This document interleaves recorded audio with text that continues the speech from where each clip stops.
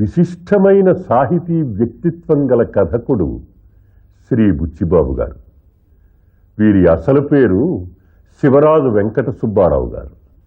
వస్తు స్వీకరణలోనూ కళాత్మకంగా చిత్రించడానికి తగిన రచనా విధానాన్ని అవలంబించడంలోనూ కవికి చెందిన భావావేశాన్ని శక్తివంతమైన పదచిత్రాల ద్వారా ప్రస్ఫుటం చేయడంలోనూ జీవిత సమస్యల్ని మానవ ప్రకృతిని తర్కించి చర్చించడంలోనూ ఇంకా లౌక్యప్రధానమైన హాస్యాన్ని మేళవించడంలోనూ కొత్త కొత్త పథాలు తొక్కిన కవి శ్రీ బుచ్చిబాబు. కథా రచనలో చైతన్య స్రవంతి ప్రక్రియను తెలుగు భాషలో ప్రథమంగా పరిచయం చేసిన వ్యక్తి శ్రీ బుచ్చిబాబు గారే. ఇప్పుడు మీరు చూడబోయే కాగితం ముక్కలు గాజు పెంకులు కథ వారి రచనే.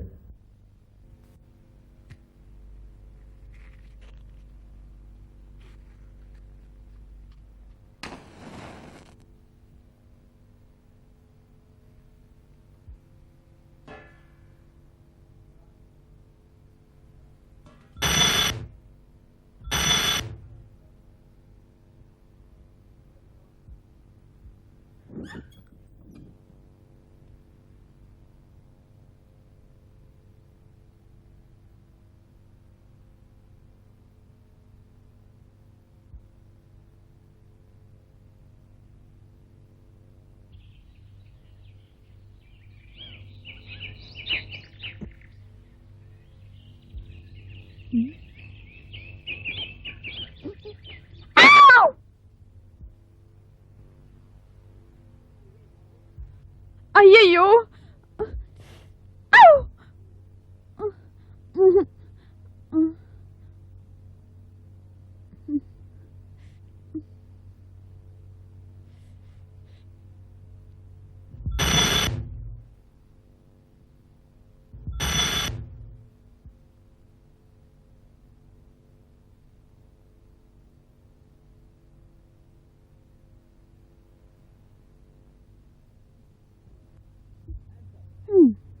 Hands up.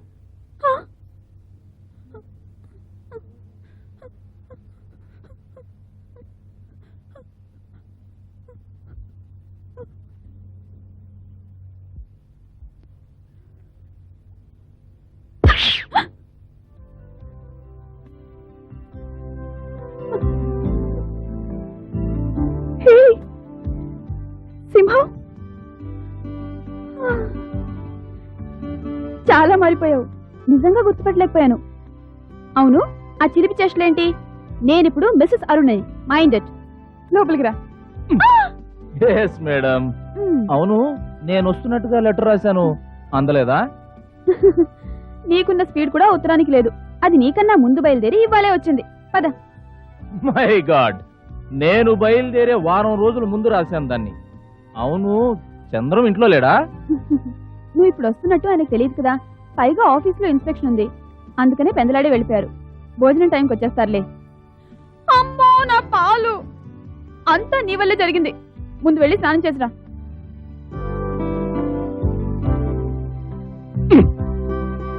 గెస్ట్ ఫస్ట్ రా. నా కోసం చేసినవి నువ్వు తింటామేమిట్రా ఫోల్? ఏమిట్రా తిండి? నువ్వేం మారలేదురా. కాలేజీ రోజులు ఎలా ఉన్నావో మిలిటరీకి వెళ్ళిన తర్వాత కూడా అలాగే ఉన్నావు. అరుణా, నువ్వేమంటావు? సరే, నన్నే అడిగారా? నువ్వు వస్తున్నావని తెలిసిన దగ్గర నుంచి కాళ్ళు చేతులు ఆడలేదనుకో.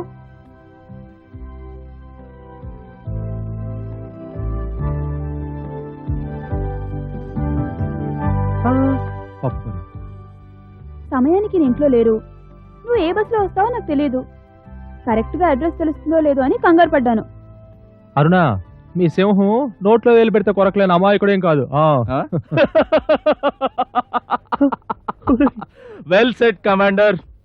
పర్వతాల్లోనూ మంచు కొండల్లోనే దారులు వెతుక్కుంటూ వెళ్ళిపోతుంటాం. ఇంటి నంబరు వీధి నంబరు పర్ఫెక్ట్ గానే ఉంది కదా. ఈజీగానే వచ్చేసాను.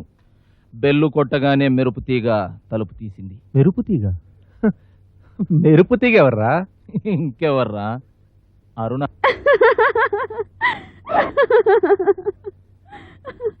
పొగడతలు చాలులే గాని అన్నీ నీకు ఇష్టమైనవే చేశాను.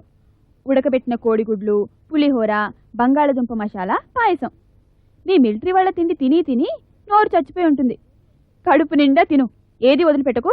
అరుణ, మీ ఇద్దరూ కలిసి చదువుకున్నారని వాడి కోసం ఏరి కోరి మరీ వండి పెట్టావు కదా. కట్టుకున్న మొగుడు నాకు ఎప్పుడైనా ఇలా వండి పెట్టావా?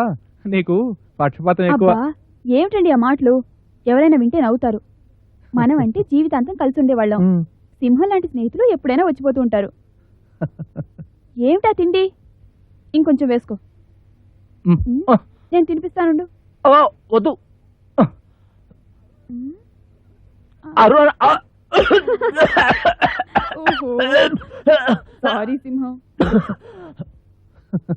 అరుణ, ఏమిటి మరి వాడిని చిన్నపిల్లలాంటి ఇచ్చేస్తావు? కొంప తీసి జోలపాడు పాడి తినిపిస్తావా ఏమిటి? ఉమ్, ఉండు సింహం, నా దిష్టి తగ్గుతుంది. ఇరుగు దిష్టి, పొరుగు దిష్టి, ఊరి దిష్టి, అందరి దిష్టి. ఉమ్.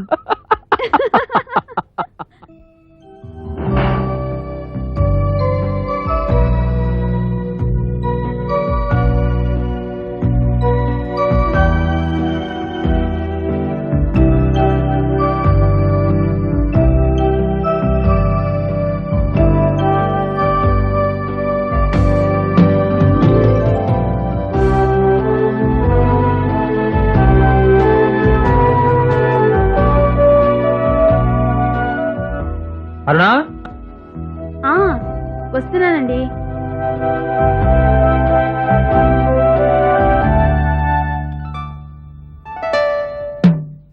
ఒరే సింహం, నువ్వున్న 4 రోజులు మాకు 4 క్షణాల్లో గడిచిపోయాయిరా. That is the greatness of Sinha. 4 రోజులే కాదు, 40 రోజులైనా సరే 40 క్షణాల్లో గడిచిపోతాయి. సిన్హా అంటే సందడి అని డెఫినేషన్ చెప్తారు మా మిలిటరీ సోదరులు. తెలుసా? అంతా సర్దేశారా? ఏమండి, వాటర్ బాటిల్లో నీళ్లు నింపారా? ఏమిటి, నాకు కూడా మజ్జిగ తీసుకొచ్చావా ఏంటి? అబ్బా, కాఫీ అండి.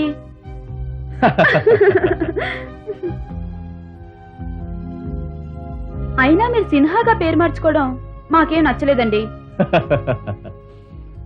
తప్పలేదు అరుణ్ గారు. నేను మిలిటరీలో చేరినప్పుడు నీ పేరేమిటి అన్నారు. సూరాబత్తుల నరసింహం అని చెప్పాను. వాళ్ళు దాని షార్ట్ కట్ లో ఎస్ఎన్ సిన్హా అని రాసేసుకున్నారు. ఇదేదో హోదా అనిపించింది, దాన్నే ఖాయం చేసేసుకున్నాను. సో సింహం కాస్త సిన్హా అయ్యావన్నమాట. గుర్తుందా, మనం కాలేజీలో చదువుకునేటప్పుడు మా ఆడపిల్లల్ని మీరు తెగ అల్లరి పెట్టేవారు. మీరు అలా వెళ్తుంటే చాలు బాబోయ్ సింహం అంటూ ఆవిడ దూరంలో పరిగెత్తేవాళ్ళం. ఆడపిల్లలే ఉందరునా, మేము కూడా సింహాన్ని ఒట్టి పోకిరి వెధవ అంటూ విసుకునేవాళ్ళం. ఒరే సింహం, ఏ మాట కమాట చెప్పాలరా, నిజంగా నీ పర్సనాలిటీకి ఆర్మీ ఉద్యోగం పర్ఫెక్ట్ రా. Well set commander. సింహం గారు, ఆర్మీలో ఉండేవాళ్ళు చాలా కరుగ్గా మోటుగా ఉంటారని చెప్తుంటారే, మరి మీలో అలాంటి లక్షణాలేమీ కనిపించట్లేదేంటి? పోన్లేండి, మాకు మనసుంటుందని, ప్రేమానురాగాలు ఉంటాయని ఇప్పటికైనా అర్థం చేసుకున్నాను. ధన్యుణ్ణి. ఒరే సింహం, అప్పుడు ఎప్పుడైనా నువ్వు ఒట్టి మొరటు మనిషివి అని బిరుదిచ్చిందిరా. అయ్యో, ఒకటా రెండా? ఆ, కాలేజీలో చదివేటప్పుడు నాకు ఎన్ని బిరుదులు ఇచ్చిందో అన్నట్టు. రేయ్, ఆ,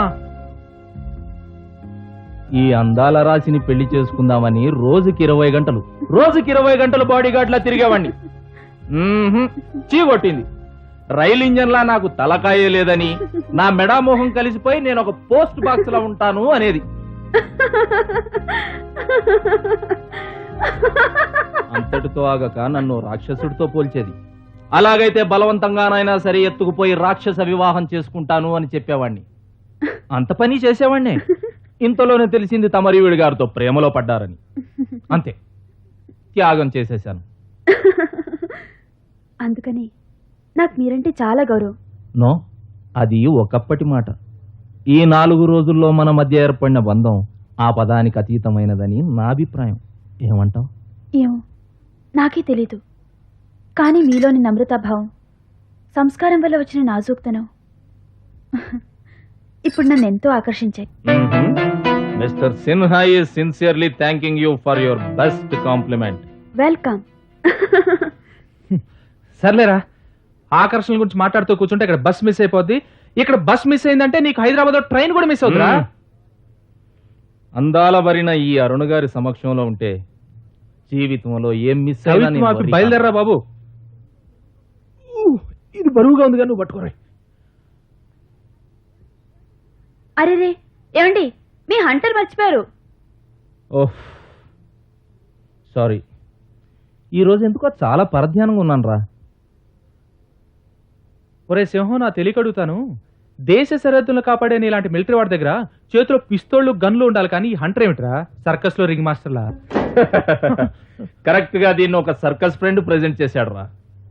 దీన్ని చేత్తో పట్టుకుంటే చాలా డిగ్నిఫైడ్ గా ఉందన్నారు మిగిలిన ఫ్రెండ్స్. That's all. ఒరే, హంటర్ మాత్రం చాలా బాగుందిరా. దీన్ని గోడకున్న మేకు తేలిస్తే గదికి అందం వచ్చేట్టుంది. చాలరా బాబు, బయలుదేరు.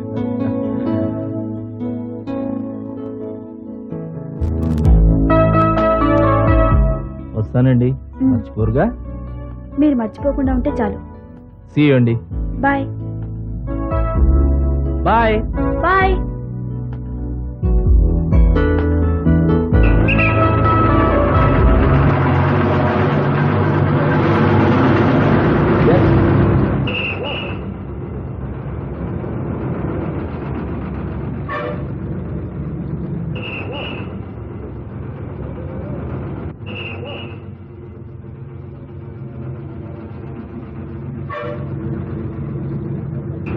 సూట్ కేసు ఆ పైన పెట్టావా? ఇదిగో ఈ బెడ్డింగ్ కూడా అనుకో.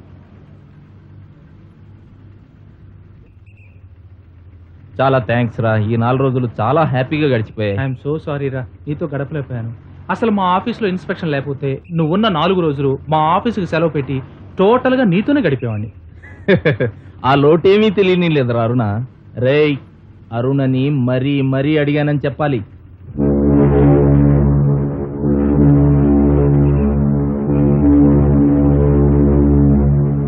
మరి వస్తానురా, ఉత్తరాలు రాస్తుండు.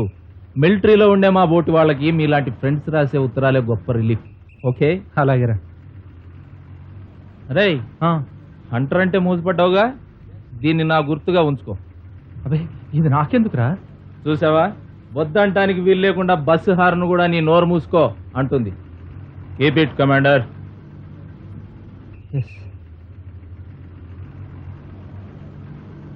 బాయ్, టాటా, బాయ్.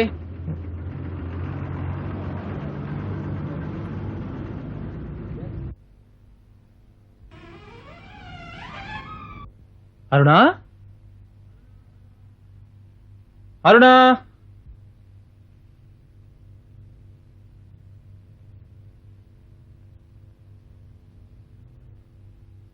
ఏం చేస్తున్నావు? ఓయ్,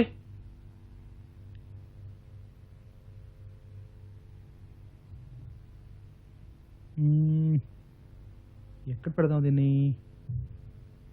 ఎస్,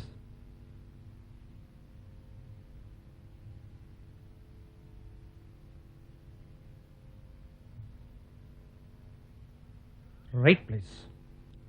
అరుణా, అరుణా,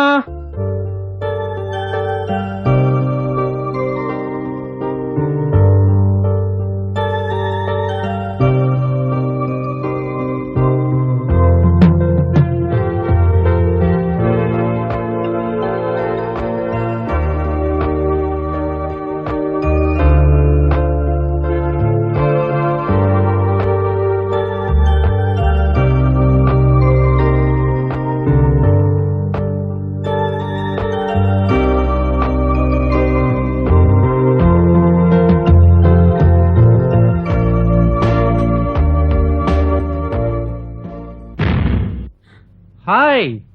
ఏమిటో ఈ ఒంటరికి ఎక్కడేం చేస్తున్నావు? Darling, hi. అరుణా, ఏంటది చేతిలో? అబ్బే, ఏం లేదండి. ఆ?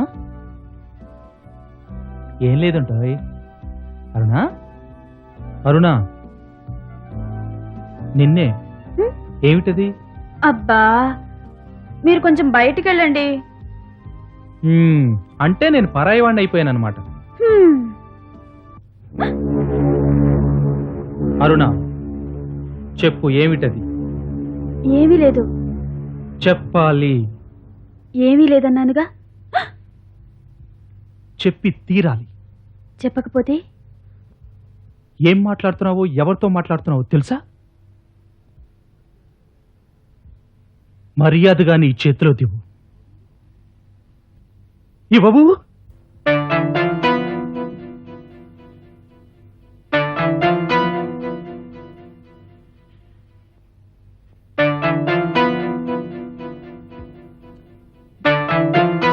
ఇదిగో, నన్ను రాక్షసుని చేయబోకు.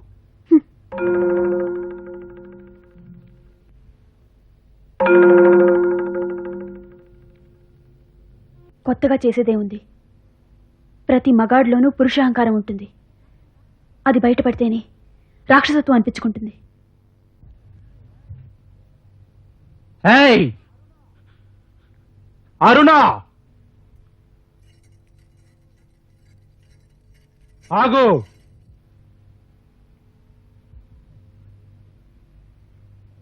అదేమిటో నాకు తెలుసు. తెలిస్తే అడగడం ఎందుకు? ఆగక్కడ.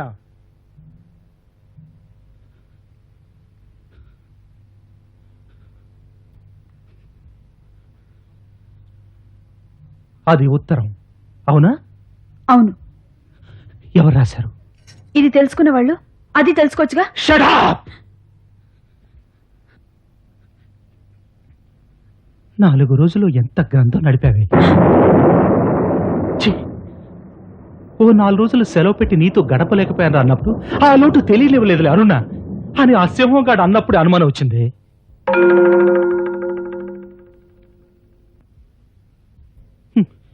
అందాల భరిన అరుణ గారి సమక్షంలో జీవితంలో ఏం మిస్ అయినా వర్రీ కానని వాడు నీ వైపు అదోలా చూసి అన్నప్పుడే మీ వ్యవహారం నాకు అర్థమైంది.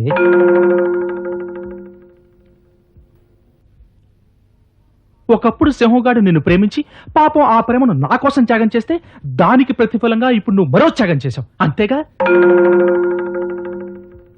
ఏమి వెళ్ళిన అరగంటకే విరహాన్ని భరించలేక వాడు ఎప్పుడో రాసిన ఉత్తరానికి ఇప్పుడు నువ్వు అతుక్కుపోయావు, అవునా?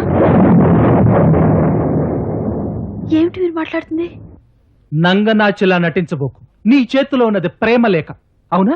అవును, ప్రేమలేఖే. చూడని. చూడనివ్వను. మీకు వచ్చిన ఉత్తరాలన్నీ నాకు చూపిస్తున్నారా? ఏ వేళాకోళంగా ఉందా? కాదు, ఉన్న మాటే అన్నాను. యథార్థం మాట్లాడుతున్నాను. ఆఖరిసారిగా అడుగుతున్నాను, ఇస్తావా ఇవ్వవా? ఇవ్వనన్నానుగా. ఇవ్వవు? ఇవ్వను. ఎంత పంతమే నీకు. ఇవాళ నీ అంతు.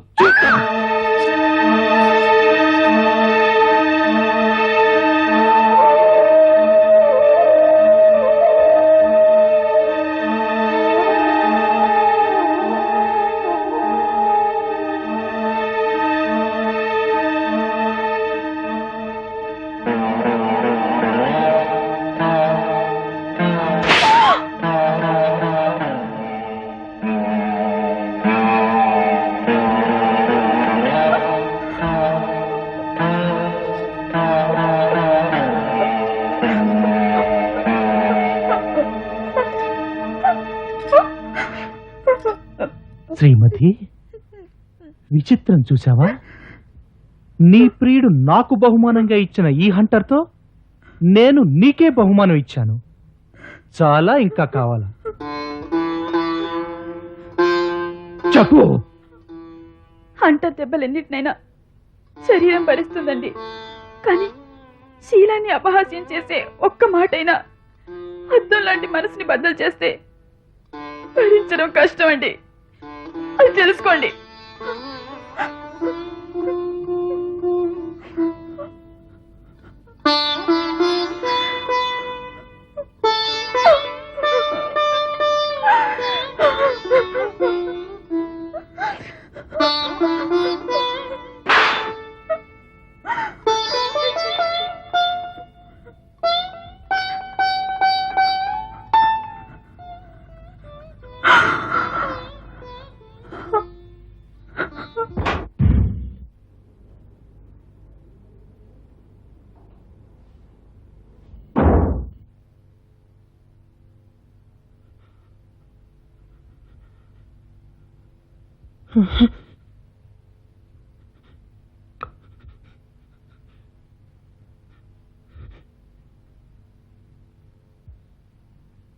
నిన్ను సుఖపెట్టగలనన్న ధైర్యం వచ్చింది.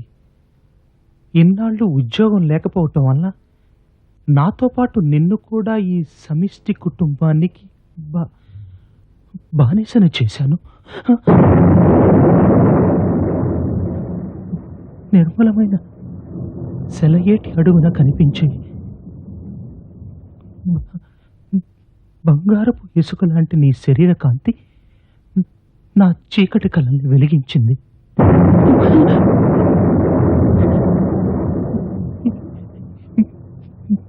పెళ్ళైన కొత్తలో అరుణకు నేను రాసిన ఉత్తరమేగా ఇది.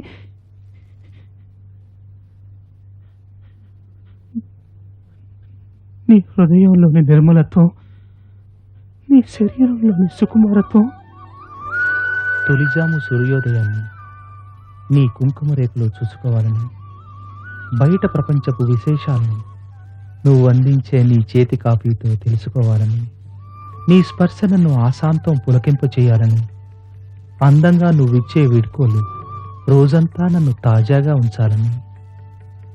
హాయ్ కన్న కలలు.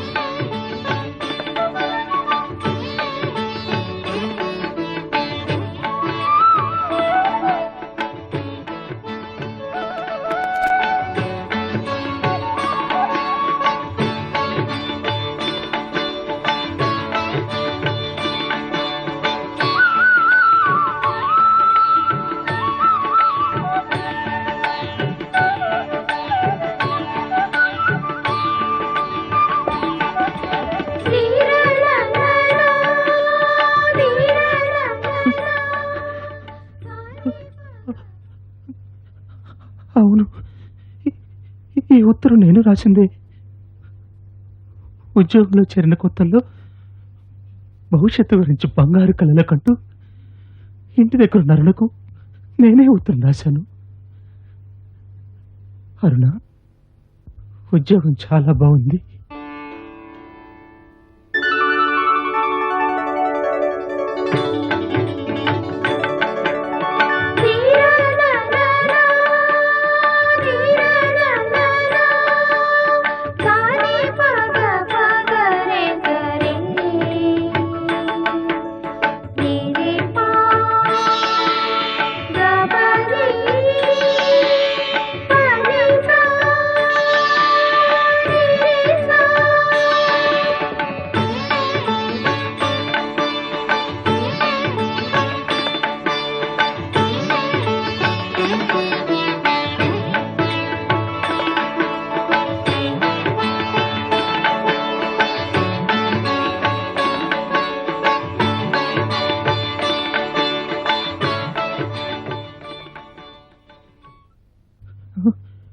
ఈ ఉత్తరాన్ని కొన్నేళ్ల క్రితం ఎప్పుడో రాసిన ఈ ఉత్తరాన్ని ఎంత భద్రంగా దాచుకుని చదువుకుంటుందంటే దీని వెనక దాకున్న అనుభూతి ఎంత గొప్పది. అవును, ఆ రోజు అరుణ మాటల్లో కూడా ఈ అనుభూతే కనిపించింది.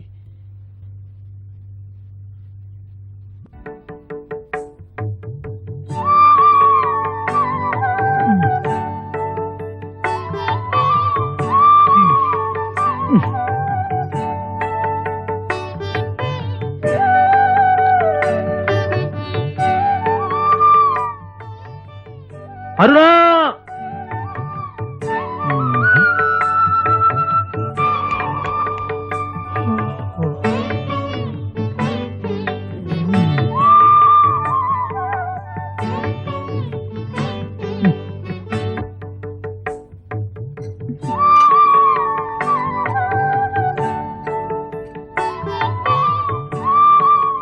యాండి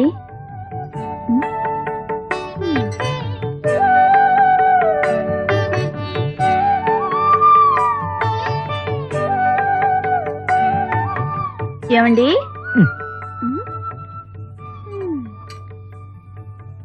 ఏమండోయ్ ఇప్పుడు టైం ఎంతో తెలుసా? నెల రోజుల తర్వాత ఊరి నుంచి వచ్చిన మొగుడిని ఇలా మంచాన్ని కట్టేసి నువ్వు అలా అత్తమావల సేవకు అంకితమైపోవటం ఏమైనా మర్యాదగా ఉందా అని.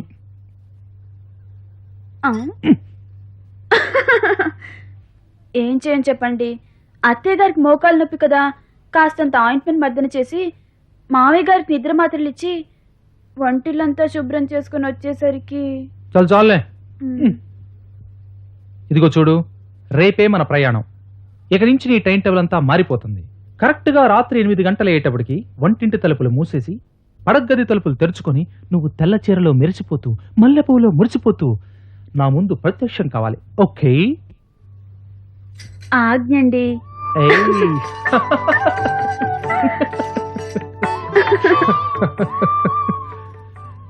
అవును, నేను రాసిన ఉత్తరం అందిందా? ఇదిగో నా గుండెలోనే దాచుకున్నాను. నాకు ఉద్యోగం దొరికిందన్న శుభవార్త ఆ ఉత్తరంలాగా ఉంది. కాదు, అంతకు మించిన ఏదో అనుభూతి, మాటల్లో నేను వివరించలేని అనుభూతి. అవునండి, మీరు ఉత్తరాలు ఎంత బాగా రాస్తారో. నేను రాయటం కాదు, నీ అందచందాలు రూపలావణ్యాలు నా చేత అంత అందంగా రాయిస్తాయి. చాలండి.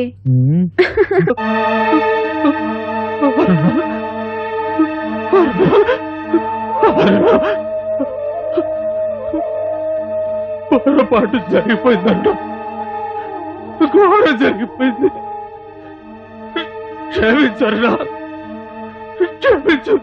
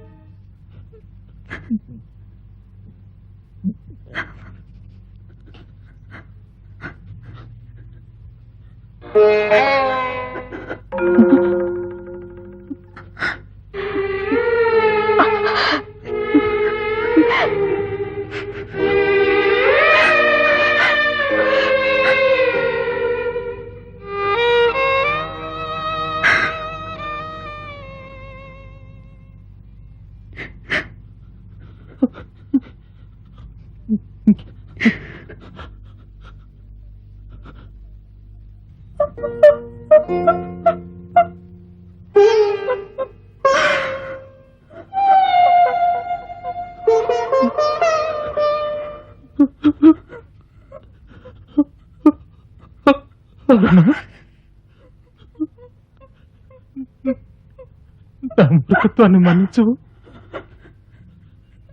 చెప్పరునా, అహంకారం క్షమించు.